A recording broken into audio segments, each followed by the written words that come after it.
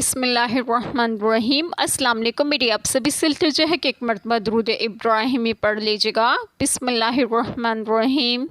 اللہم صلی علی محمد وعلی آل محمد کما صلیت علی ابراہیم وعلی آل ابراہیم انک حمید مجید۔ اللہم بارک علی محمد وعلی آل محمد کما بارکت علی ابراہیم وعلی آل ابراہیم انک حمید مجید۔ بسم اللہ الرحمن الرحیم۔ اور ہم نے انہیں اسحاق علیہ السلام اور یعقوب علیہ السلام عطا کیے، ان سب کو ہم نے راہ دکھائی، اور ان سے پہلے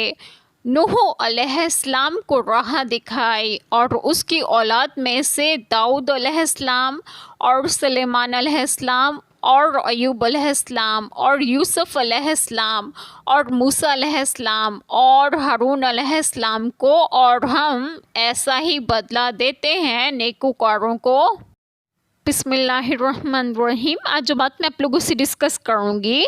وہ یہ ہے کہ اس آیت کریمہ میں ہے کہ ان سب کو راہ دکھائی ہم نے، یعنی کہ حضرت ابراہیم علیہ السلام کی راہ پر لگایا اور نبوت عطا فرمائی۔ آپ مزید دیکھیں سورۃ مریم آیت کریمہ 49۔ اس آیت کریمہ میں ان کی اولاد میں سے حضرت داؤد علیہ السلام اور حضرت سلیمان علیہ السلام میں موجود ضمیر سے مراد حضرت نوح علیہ السلام بھی ہو سکتے ہیں، اس لیے کہ مذکور نبیوں میں سے سب سے قریب حضرت نوح علیہ السلام ہی ہیں۔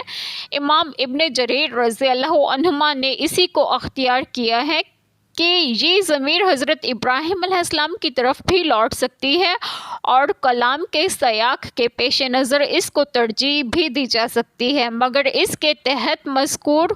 انبیاء علیہ السلام میں سے حضرت لوط علیہ السلام کے ذکر سے اشکال پیدا ہوتا ہے کہ وہ حضرت ابراہیم علیہ السلام کی اولاد میں سے نہیں تھے بلکہ ان کے بھتیجے تھے، مگر یہ بھی ہو سکتا ہے کہ بھتیجے کو بھی اولاد میں شمار کر لیا ہو، جیسا کہ سورۃ بقرہ آیت کریمہ 133 میں حضرت اسماعیل علیہ السلام کو حضرت یعقوب علیہ السلام کی اولاد کے آباء میں ذکر فرمایا ہے۔ حضرت عیسیٰ علیہ السلام کو حضرت نوح علیہ السلام اور دوسرے قول کے مطابق حضرت ابراہیم علیہ السلام کی اولاد میں شمار کرنا اس بات کی دلیل ہے کہ بیٹیوں کی اولاد بھی آدمی کی اولاد میں شمار ہوتی ہے، کیونکہ حضرت عیسیٰ علیہ السلام کی نسبت صرف ماں کی طرف سے ہے، ان کا باپ نہیں تھا۔ شروع کی مذکورہ آیات میں اللہ تعالیٰ نے حضرت ابراہیم علیہ السلام کی فضیلت اور ان کا مقام بیان فرمایا ہے کہ جب انہوں نے اللہ تعالیٰ کی رضا کی خاطر اپنی پوری قوم اور ان کے معبودوں سے برات کا اعلان کر دیا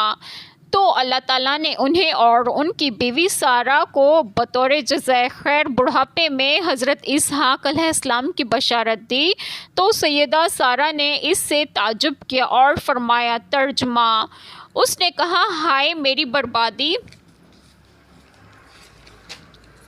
کیا میں جنوں گی جب کہ میں بوڑھی ہوں اور یہ میرا خاوند ہے بوڑھا؟ یقیناً یہ تو ایک عجیب چیز ہے۔ انہوں نے کہا، کیا تو اللہ کے حکم سے تعجب کرتی ہے؟ اللہ کی رحمت اور اس کی برکتیں ہوں تم پر اے گھر والو، بے شک وہ بے حد تعریف کیا گیا بڑی شان والا ہے۔ فرشتوں نے دونوں میاں بیوی کو سیدنا اسحاق علیہ السلام کی ولادت کے ساتھ ساتھ یہ خوشخبری بھی سنائی کہ وہ نبی ہوں گے اور ان کی نسل کا سلسلہ بھی آئندہ جاری رہے گا، جیسا کہ ارشاد فرمایا، ترجمہ،